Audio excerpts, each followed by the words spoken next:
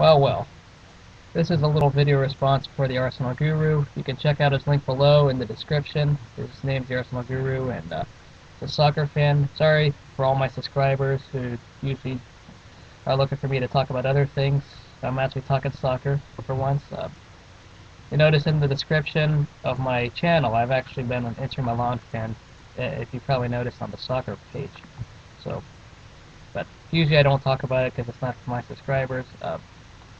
Inter Milan, that was my team. It's always been my team since I followed soccer. But this is a video response for the Arsenal Guru, mainly to talk to him. But he's a huge soccer fan and big Arsenal fan. Check him out if you love soccer or like to watch it. But I wanted to also talk about today's game. You know, Inter Milan lost the match 1-0, but advanced through the round on aggregate 3-2. And it was a very huge game because of all the subplots, whether it's the Ibrahimovic transfer for Eto'o plus 50 million euros, I think. Pretty much that made all of our transfers possible. You know, Inter Milan was a one-man squad with Ibrahimovic all this time. But later we just transferred. We used all that money from that transfer with Eto'o. Besides getting Samuel Eto'o, we picked up guys like Thiago Motta, Wesley Sneijder, Silly Montari. Obviously had some other things. I mean, just a really huge thing because of what we picked up throughout this off-season. We became a team, really team show, rather than just a Zlatan Ibrahimovic show. You would expect stuff from Diego Milito, stuff from Samuel Eto'o, stuff from Goran Pandev, Walter Cambiaso. Really solid performance by everyone. Also forgot about Wesley Sneijder.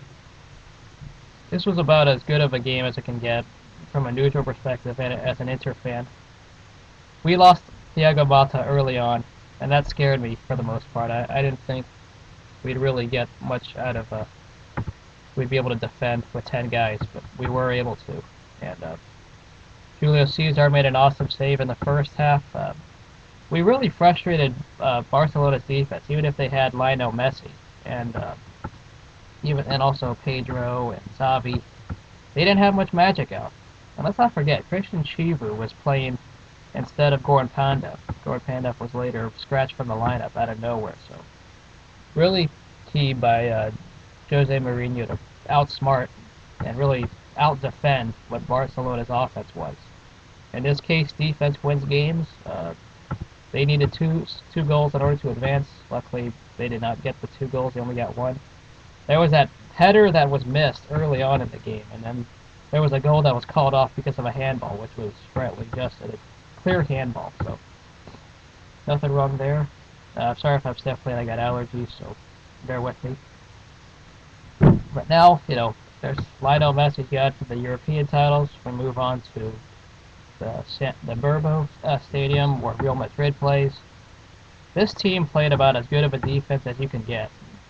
Because later, that goal was allowed in the 83rd minute, and the last 10 minutes of this game, or 12 minutes, it was so intense. It was like a heart attack. Every corner, every free kick, every time Barcelona touched the ball, it was scary. There was defense all around from Maicon, from Esteban Cambiaso. Even Eto'o came back as a forward.